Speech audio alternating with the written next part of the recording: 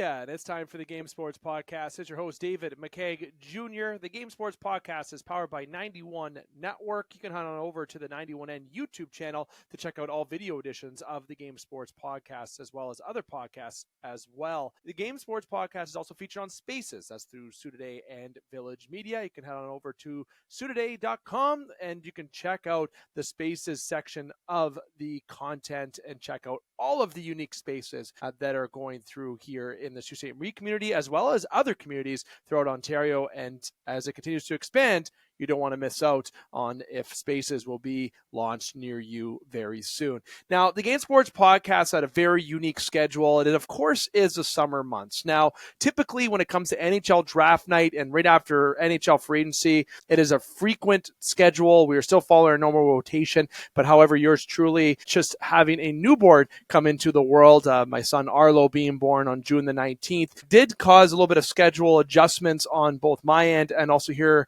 with the team of the Game Sports Podcast. So we appreciate everyone's patience as we have went to more of a bi-weekly kind of episode upload for the last little bit. And as we approach further into summer, we are going to continue to look at having more of bi-weekly episodes until we hit after Labor Day, where we get back right into the weekly episodes. However, I can assure you that we are looking to have some big episodes this summer when it comes to getting back to our interview shows, as well as much more content as we continue back in September and so on. So if you don't want to miss anything, which you shouldn't, make sure you lock all of the platforms that you tune into. If it's audio or video, wherever you get the Game Sports Podcast, get it flagged. Make sure you're following, liking, subscribing, commenting. Make sure you're a part of it because you don't want to miss what is going to be upcoming. Now, just to remind you, you can also follow us through social media. That's Facebook, Instagram, and TikTok. That's at the Game Sports Podcast through those social media channels. Now, you're going to have yours truly here for tonight. And, you know, I like having these solo editions. I love having my family, though, join me. But obviously, given the summer months and the conflicting schedules, as I mentioned to you, you're going to be stuck with just me tonight. However, I got an action-packed segment. Here's what I'm going to get into tonight. NHL.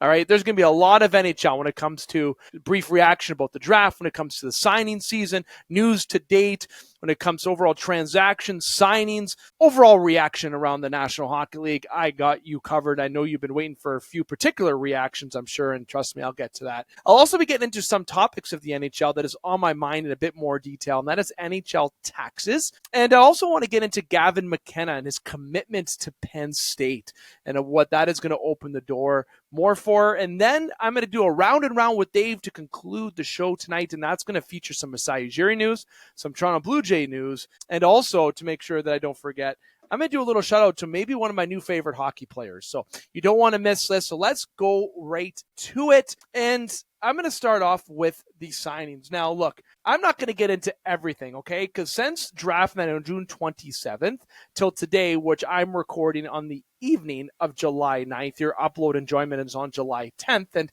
who knows, something could have happened as soon as I hit upload on this. Nonetheless, the total transactions of all types, okay, looking veering to the NHL.com and getting this confirmation, is 269 different type of transactions, okay? Trades are under 15, but signings and movement over 269, okay? So I'm not going to sit here and go through all of those because how do I fit that into a show? But I'm going to go through some highlighted ones, all right? When it comes to draft night, I feel that the draft was very entertaining to watch. It was great to see Sault's own Brady Martin, and I mean Sault's own because he's on the Sault Ste. Marie Greyhounds. He was not born here in Sault Ste. Marie. He is from Southern Ontario, but he is obviously loved here in Sault Ste. Marie. He goes 5th overall to the Nashville Predators, and I knew that he'd be getting his cowboy hat on, and I knew he'd be getting those boots on. You could check out our TikToks for that, but congratulations to Brady Martin for that draft. But the Islanders picking first, they picked Matthew Schaefer. Obviously, earlier in that day, they traded Noah Dobson to the Montreal Canadiens, and they got more draft picks. The overall draft, I was very impressed with the New York Islanders did, and I think Nashville was also very successful in the draft. Those were two teams that highlight out to me, and you know what? Honestly, this draft could go any which way. 20 years from now, maybe that's a little bit too far. 10 years from now, we're going to look back and yes, Matthew Schaefer is going to be a cornerstone defenseman, a top 2 pairing. He is going to be that type of player that is top defensemen in the National Hockey League, as I mentioned.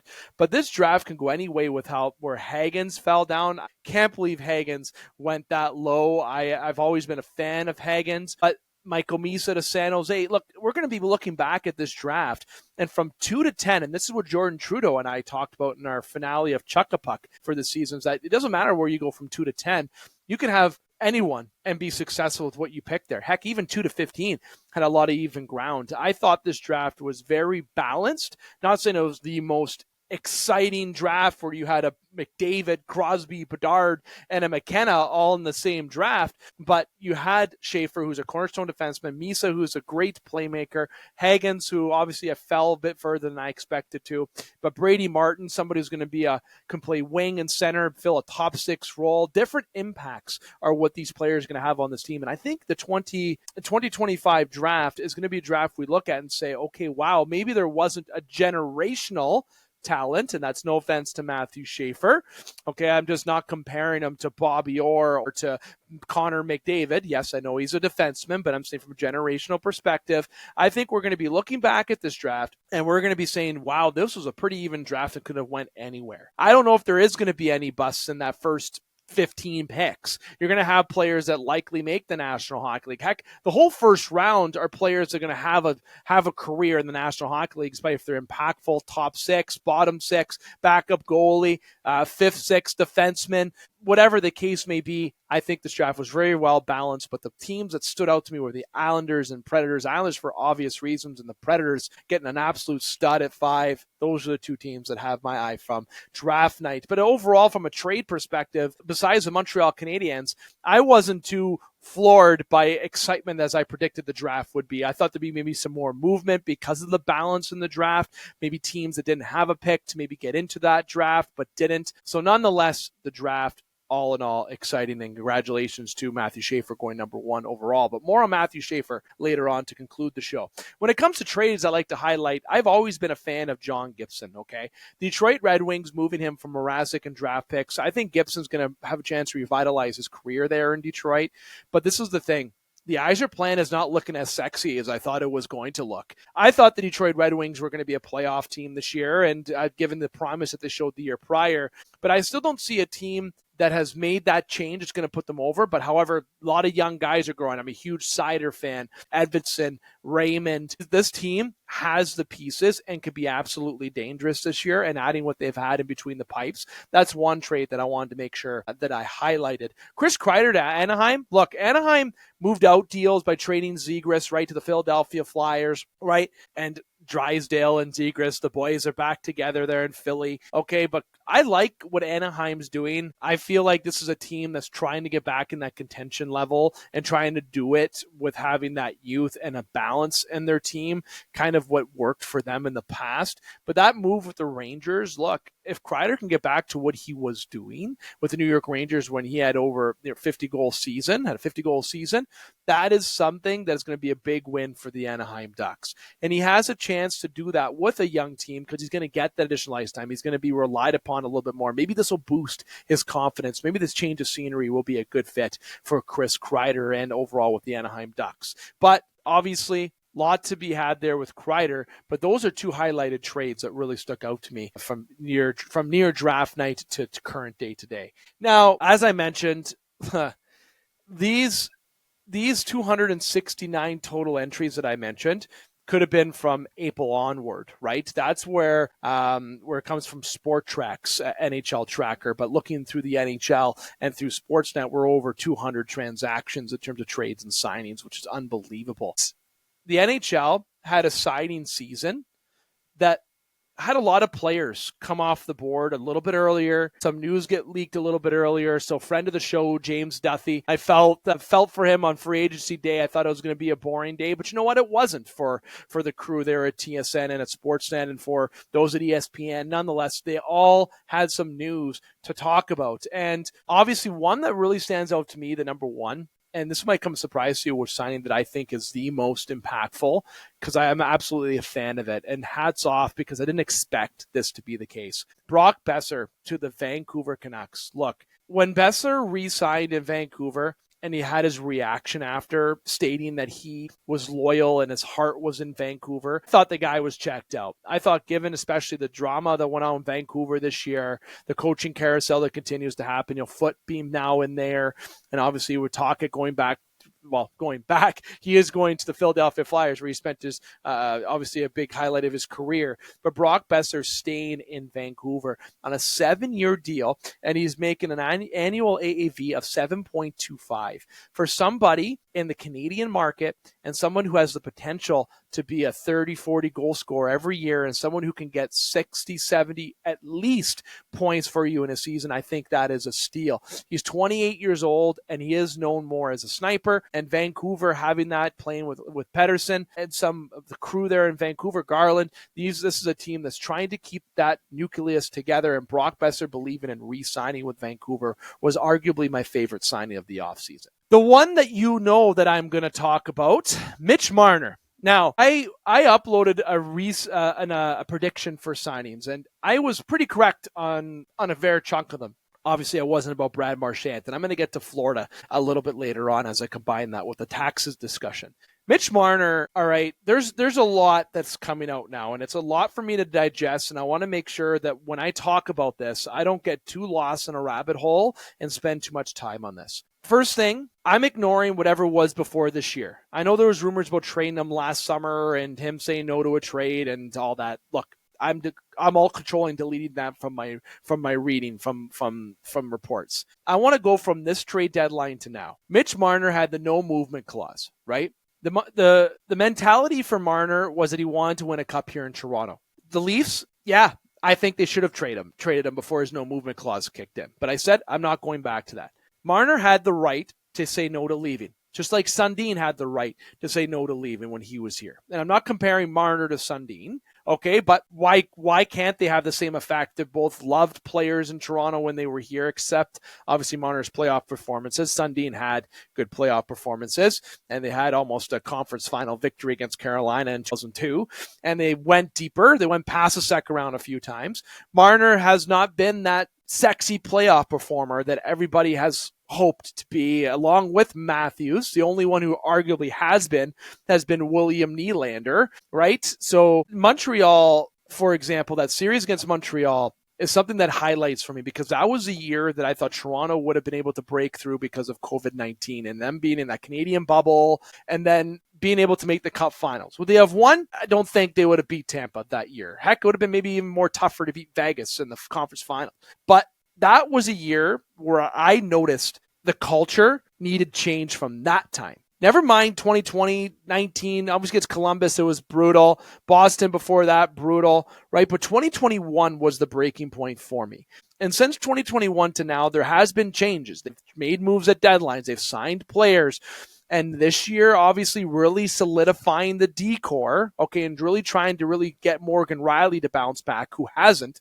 But Mitch Marner has believed in this Toronto Maple Leaf core, in the core four, as we like to call it, and it did not work out. Mitch Marner had a sign and trade from the Toronto Maple Leafs to Vegas. Okay, Toronto signs him and immediately ships him to Vegas.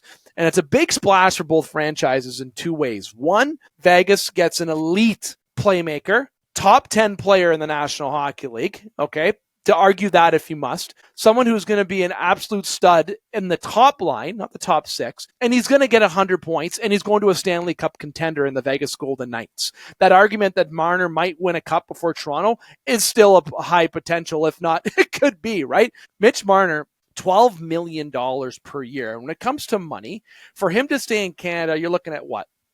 14 and a half, whatever $million, $14 million, maybe the exact Mikko Rantanen deal is what was reported, right? And that's why I'm going to go to the deadline for a second. We had the opportunity to trade him, and I mean we, from a Toronto Maple Leaf perspective, and I'm speaking as a fan right now to you.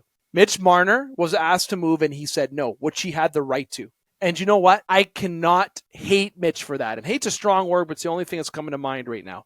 He had that in his contract. He wanted to win a cup here in Toronto. And I say here, because I'm Canadian, I'm in Ontario, I consider Toronto a second home because how much I go watch them and cover them and how much they echo through my household. But Mitch Marner had the right to say no. And he did say no. And yes, it screwed the Toronto Maple Leafs in a lot of ways. They could have had Mikko Rantanen, that being the Toronto Maple Leafs, and then you sign Mikko Rantanen to an extension. This whole playoff run, this whole franchise outlook is on a different look. But that didn't happen. And fans said, oh, Mitch Marner screwed us. Mitch Marner. Yes, you know what? To get assets, you're right. We didn't get that asset in return at the trade deadline. We didn't get Mikko Rantanen. But you know what? He had the right to exercise that option, and the Toronto Maple Leafs did get someone back from Mitch Marner that's not even close to Mikko Rantanen, but somebody who is going to solidify that bottom nine and help be a part of changing that DNA. Somebody who I've reached out to a few connections that have played with Nicholas Roy has stated that he's a team guy. He's very much a leader on the ice and off the ice. Somebody that will hold his team accountable, and he works hard, throws the body, and he can score goals in front of the net. This is somebody that teammates will love, okay?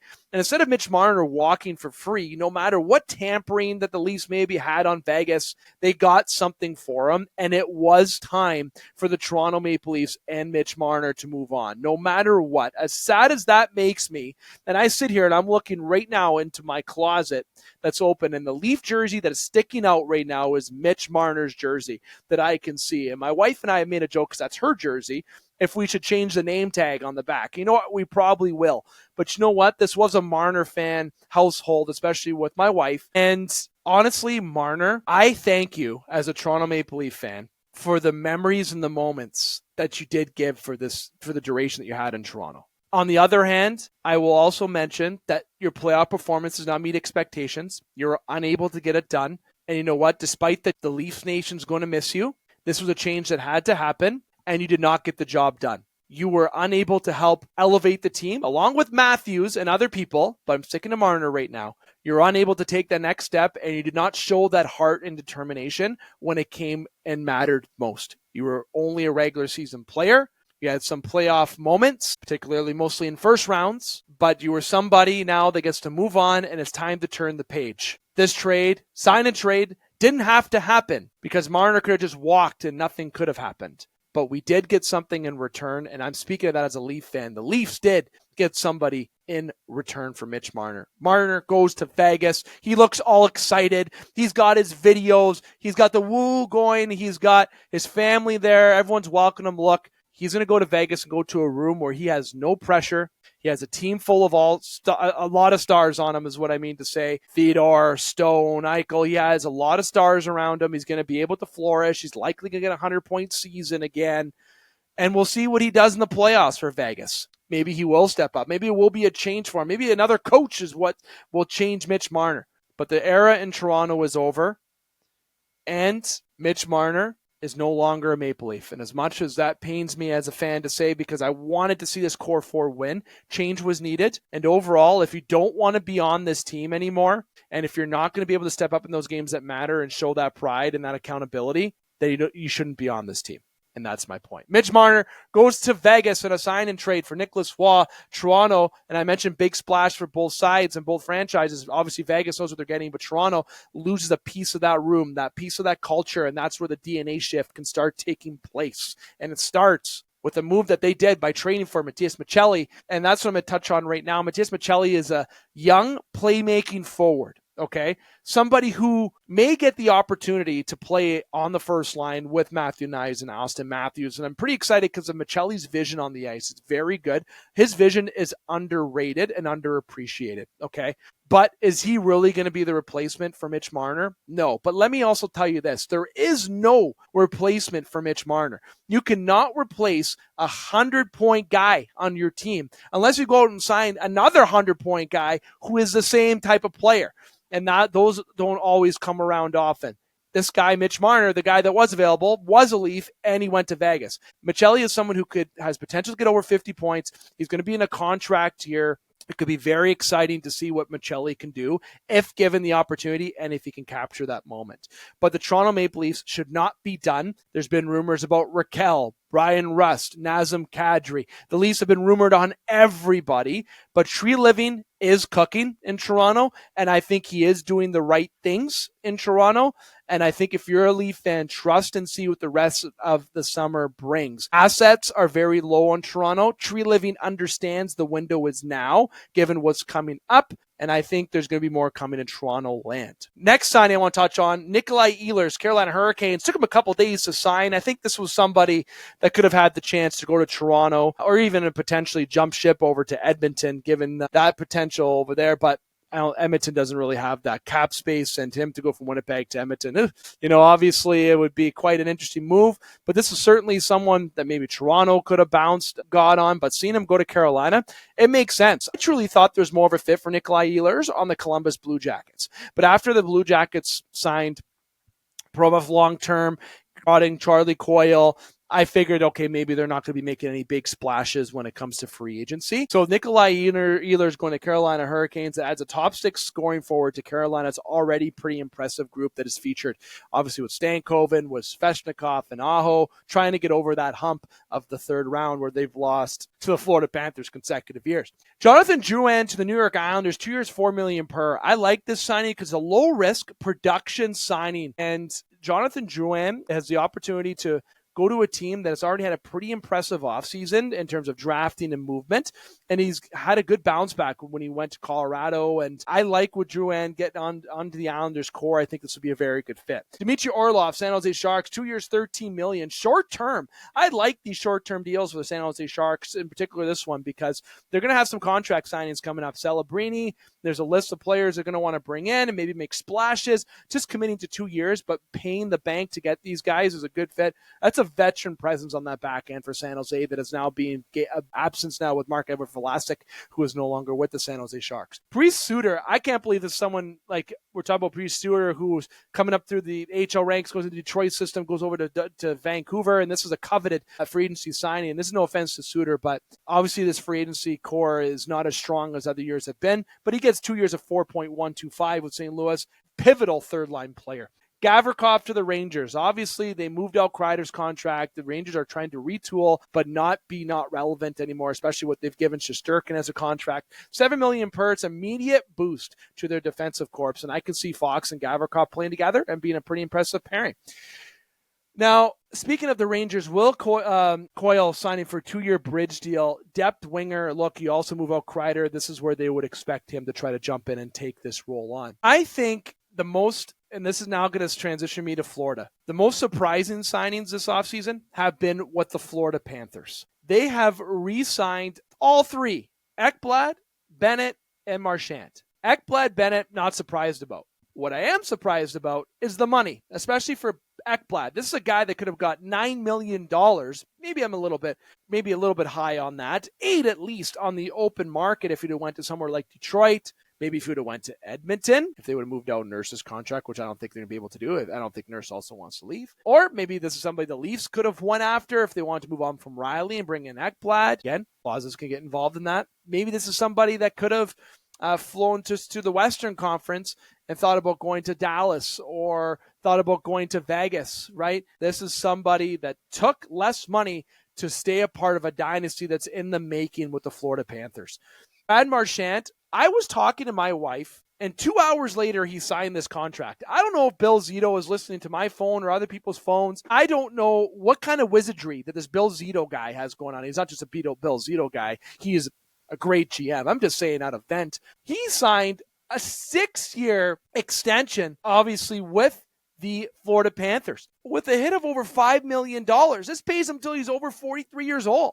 And I told my wife, I said, look, if I'm the Toronto Maple Leafs, I'm throwing Brad Marchand a 5-year contract at $5 million per, just so he gets paid when he retires, like a Shohei Ohtani contract. And look what Florida does. I'm not saying that they picked my brain, but I don't know if there's microphones truly in this, and Bill Zito has a direct line to potentially my computer, or if he's around the world somewhere getting these ideas. But Brad Marchand, what a retain for all three. And Sam Bennett, I'm very cautious about paying north of $8 million for a guy who can barely crack 50 points in the regular season. But you got to gauge his playoff performances and what he's done in the playoffs. He was pivotal on the Four Nations. This is somebody who's a character guy, somebody who's really changed his persona from not being able to do a chin-up, basically, at Combine, to somebody now who is a pest on the ice, can put up goals, steps up in big moments, and the Florida Panthers are able to re-sign 3 pieces and retain their full championship core. Essentially what? They lose Nate Schmidt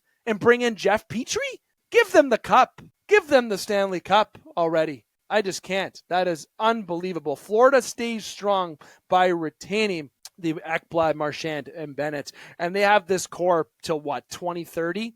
The 2020s belong to Florida teams, notably the Florida Panthers, it obviously seems like. Okay, so I want to get into, I'm trying to really wrap this up. I'm going to go north of 30 minutes, I can see it. So I'm going to try to get these other topics completed as efficiently and as quickly as possible so I can stay within my time parameters. I want to get into the taxes, and I think that's a very big, very nice way from me talking about Florida. And then I'm going to give some grades, all right? Then Gavin McKenna, then my round and round before we round out the show.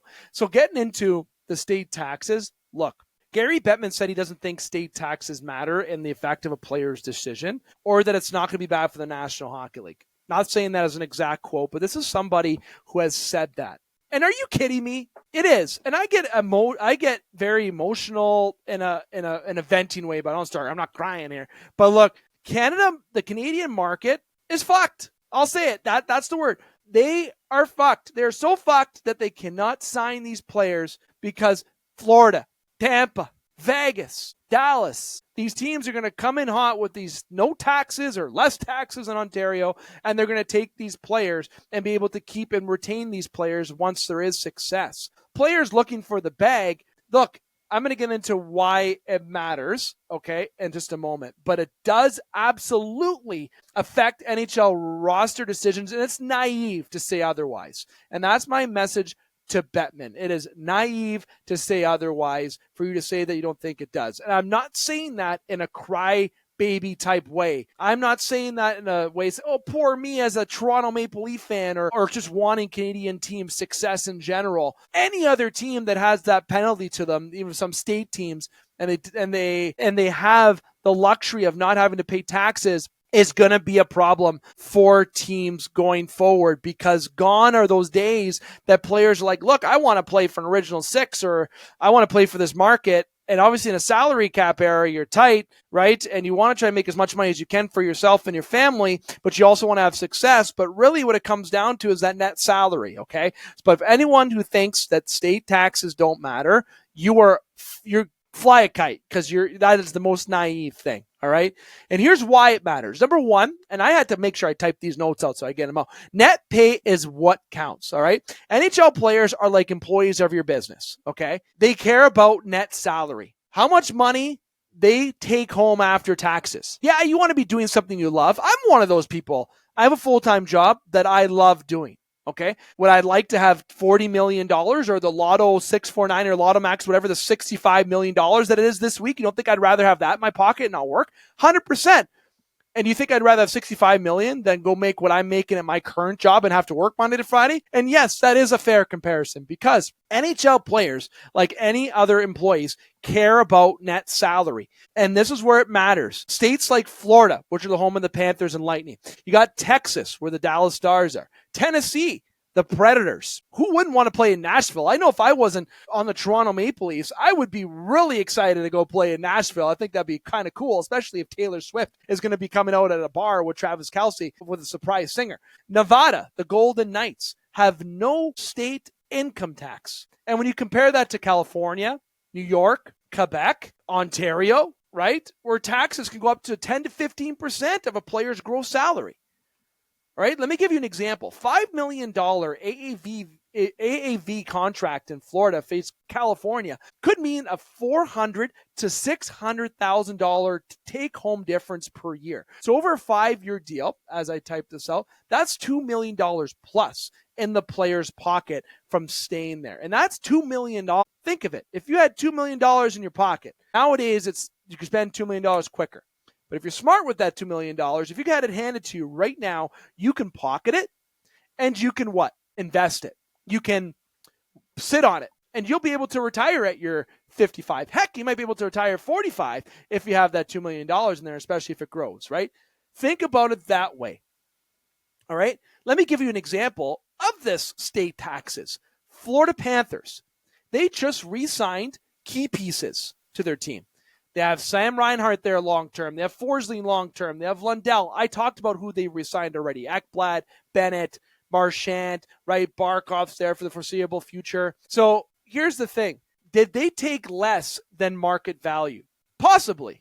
But playing in Florida means that the net dollars are comparable or better than the AAV somewhere else. And it gives the Panthers a huge, let's say, tool in negotiations, along with these other teams, where they can say, if I'm Bill Zito, hey, not only are we a good team, but if you want to make a little bit less, you can still bank more, and we can still bring you personal success by bringing in more players. Unbelievable. And there's one person that I purposely missed, and I'm sure people are yelling at this through the microphone, but I did it on purpose. John Tavares took a $4.38 million contract. I love John Tavares for that. I love it. But I'm going to get to John Tavares in my round and round. That was going to be one of my surprise topics, and yes, he is one of my favorite hockey players already, but we'll pause Tavares for just a minute. Or, well, probably the next 10 minutes. Let's get real. This is why Gary Bettman downplays the taxes. He wants the league to maintain the image of fairness and parity, right? Tax advantage, he acknowledges the tax advantage, but denies its effect. And he mentions revenue sharing. He mentions the cap smoothing out the playing field. But that does not address income. Net income is a factor today. It's always been a factor, but now in a salary cap era, you want to make the most money for yourself and your family. And personal success is taking a back seat now, even though players won't admit it. But think of it. They don't need to think about personal success because they're making more money for their pocket with a less AAV for their team to follow the same cap as everybody, but be able to take less so they can bring in more star players and retain players if you have a championship level core, aka the Florida Panthers. Bettman will say the cap is the same for all teams. Taxes are just one of many to consider. He'll be like, okay, weather matters, family, team culture. The contention window was another thing that people are thinking. But look, and that is technically true, but it ignores that reality that $7 million in Florida is $8 million plus elsewhere. All right. And let me tell you something about weather. Yeah, check for Florida. Family. Yeah, maybe your wife wants to go suntan in Florida. Okay. Maybe they want to be on the beach while you're at practice. And if you're on video, you're getting a heck of a show right now with my emotions here. Team culture makes me laugh the most. The Florida Panthers, my wife went to a game there against the Carolina Hurricanes just after COVID, and she was sent further down for free, and there was nobody in the upper levels. The Florida Panthers culture has only gotten better because they've started to win. Vegas has always been hot because they've been able to win. I want to see these teams once they start sucking. Once Vegas starts to suck, and if Florida ever starts sucking in the next decade, if they're still getting the same sales. But then let's look at Montreal's, Toronto's,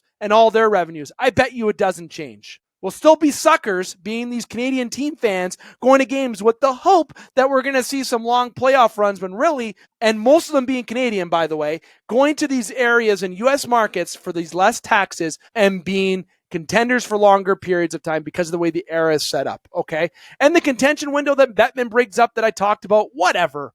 There's so many teams that have a contention window. Winnipeg, Toronto, Edmonton. Heck, Ottawa's getting into a contention window. They made the playoffs. They look really good. They were good. If you look at them in a 1-8 seed, they wouldn't have played Toronto in the first round. Carolina Hurricanes, Dallas Stars, Florida Panthers, Tampa Bay Lightning, LA Kings. Who wouldn't want to go play in LA? Heck, that's just the rich land of the United States. Not saying it is. That's not a fact. I'm just saying, trying to keep the emotions in check. Let me give you something with angle, okay? And let me ask you, do you really think free agency decisions or re-signings that really factor that taxes do have a piece in the negotiations? If you say they don't, I need you to comment below, or I need you to find a way to get a hold of me and try to prove me wrong. Outside of all these points, there is no way, okay, that state taxes don't matter. And I don't know how the NHL is going to address it. I'll be doing a brief mention about the CBA and a few near my round and round as well. There's nothing in there about the taxes, and there never will be. You can't just say, oh, every team's going to pay the same taxes. It depends on the state that you're playing in. So this is something that I'm interested to see what happens as we progress further, not just with Florida, but these other teams that have the ability to pay more for players, and if they can keep players because of this, and how this will affect the National Hockey League. Gavin McKenna. Look, I had a quote from a friend of mine, and looking at it, he doesn't think this is going to cause further issues for junior hockey. This change in rules for the NCAA, the OHL, and the CHL in general, I love it. Not saying it would have helped me as a player, but a lot of friends that I know would have had a lot more success in their hockey career, I feel like, if this would have been around. But it wasn't. So there is a lot of positive to this change between the rule of the NCAA, but it's really going to change the landscape in the future when it comes to junior hockey and how long someone stays in junior hockey, and if they get drafted and what their team that they got drafted by wants them to do. I'm not even going to throw a Brady Martin comparison out there to scare any Sault Ste. Marie fans, where, again, the Game Sports Podcast is located in Sault Ste. Marie, Ontario, Canada. Let's say Gavin McKenna, aside from Gavin McKenna, let's use Landon Dupont, who's another projected number 1 pick. He spends his time in the queue. He gets, he's doing successful. He wins a championship, gets some World Cup wins or loses, and he still has a few years left in his draft year. He gets drafted by, let's say what team would maybe not be strong in the future here. They're going to, I don't know. Let's say San Jose is still rebuilding. Maybe they're a couple years away, perhaps. Okay, let's say the San Jose Sharks draft Landon Dupont. San Jose goes, you know what? We want you to go to NCAA. You've already accomplished Defensive Player of the Year. You had one of the most points in the league. You've won a championship. You've been a leader. Go try to do that at the NCAA level. Right there. Ticket sales. Boom. Affected in that league. Boom, all-star player sets the stage for the future for how things may go. I do fear that when it comes to generational talents that we see here in the CHL is what's going to change the landscape. For those that aren't generational talents, I don't think the effect's going to be that much greater. They'll stay here. Hopefully they can go to the NHL. If they don't, then they'll go the NCAA route. But it's the players that are on the upper threshold that have had special exemption status. That are these players that are complete studs, that are Bedard, McDavid, Crosby level. Okay, so here's what I'll say for Gavin McKenna. He committed to Penn State, and it marks for a monumental shift. Okay, it's going to be not just for Medicine Hat, but for the Western Hockey League and NCAA college development all in all. All right, and here's what I said it means from the Medicine Hat Tigers perspective. Big gap left behind. Your leading scorer is gone. There's going to be, obviously, Caden Lundstrom's left, and Ryder Ricci are players that have all left in general, but I'm talking about Gavin McKenna in particular. This is a chance for more of the youth players, sure, but it's an overall league-wide concern is my other point. WHL and CHL officials have acknowledged, and there's some connections I've talked to that I've acknowledged that the shift and say they're monitoring it. But the words that I was told, it's being monitored, but there's no rush for concern yet. Let me reword that though for you. There's no panic yet. I mean, sure, Gavin McKenna's won, but if Landon Dupont goes, I'd start hitting the panic button. What this matters for NCAA hockey, okay, is it's a turning point. Look, money is the second point. Penn State, what, 600, 700 grand to Gavin McKenna, right? This can be extremely persuasive. You go get your schooling, and you're making this money. Can't compete with that in the CHL. Will this open the door for more? Absolutely it will. The NCAA is now a valuable alternative for elite Canadian prospects. Not just an option, it's an alternative. Success on ice and overall exposure between if you're successful in the CHL and then if you're successful in NCAA will increase draft stock or your potential making the National Hockey League. Third point, money. Money talks. And all in all, what this is going to matter, how it's going to open the doors for more, is a strategy shift. Not only does NCAA have a different strategy now in terms of making their programs more competitive by bringing in and attracting these players, but the WHL needs to look at a different strategy in terms of more developmental roles to ensure that they can completely keep their stars for their duration. But I'm not worried about just stars. Generational talent will be the question. So let me tell you this. Medicine Hat, the Tigers. Key takeaway, they lose their top scorer. UHL, CHL, takeaway, they're starting to lose elite talent. NCAA college hockey, they gain credibility and have a competitive edge because of their deals, especially money. Future recruiting, takeaway for that, his move, Gavin McKenna, paves the way for others that are generational talents to expect similar commitments, to make similar dollars. And right now, I'm looking at Landon Dupont. We'll see what happens there. All right, that's 43 minutes. I'm 13 minutes over. I guess if you were guessing if I'd go over 30, if you had your money on the over, you were correct. Lots to get into this week. But we're going to get into the round and round. And to get into that, I'm going to start with going with hockey because we've been talking about hockey. Number one, Matthew Schaefer might be my favorite hockey player right now, given what I saw him experience at the National Hockey League draft, his interview on Spit and Chicklets. This kid looks like a stud. He looks like a great guy. His heart's in the right place, his mind in the right place. And for someone to be that emotional after losing his mother and be able to go up there and cry and be emotional and state his feelings. I was tearing up. My wife and I were tearing up for Matthew Schaefer because of what he had to go through to get to where he got to today. So hats off to Matthew Schaefer. John Tavares, I want to kiss your feet. $4.38 million. He's making less than Cody Ceci. Put that around. Former Leaf legend Cody Ceci, John Tavares, is making less than him on the AAV. John Tavares is committed to Toronto. It's almost like he walked into the room with Brad Treliving and said, hey, I'll play for free. And Brad's like, we can't do that. We're going to give you some money. Okay, Tavares bleeds blue. He wants to be here. He wants to win. And yeah, he may not get 40 goals this season. He might only get 20, 25. But this is somebody that can still help you win big games, move him to the wing, keep him center, whatever you want to do. But look, Tavares, you are king. You are, as a Toronto Maple Leaf fan, we should be giving you the biggest ovation when you touch that puck next year because you have shown your commitment. The Leafs only have, over $5 million in cap space right now. If Tavares went on the open market, he would have gotten what the Leafs have in cap space remaining still on top of what he maybe have gotten. He would have been a $7.5 million guy. And if you think I'm nuts, I'm not. Look what Brad Marchand has signed for 5 years. Yeah, Marchand has more of a pedigree than Tavares at this current point right now. But look, a centerman and can be the effect of what Tavares can do. If Tavares would hit the open market, he's getting north of $7 million. But he stays in Toronto for 4.38. You gotta love it. Gotta love it. Hats off, Tavares. Thank you for doing that. Toronto Blue Jays. Look, I wish I would have had a bit more of exciting entrance into this, talking here in my round and round. They had the opportunity to win 11 in a row today. They did lose the Chicago White Sox, but 10 in a row. Santander's down. They have Varsho down. They've been dealing with a little bit of injuries, but this has been a hot team. Barger, Springer, absolutely studs. These guys are looking great. First in the AL East. Will they be able to hold it? Look, it's going to be tough for the New York Yankees to keep them out of the way. But this is a team now that when they approach the All-Star break and deadline, there better be a buyer sticker on everything in that room. And do you want to change the mojo? Not much. But the Blue Jays have an opportunity to add pieces. And those pieces are in the bullpen, maybe a starter.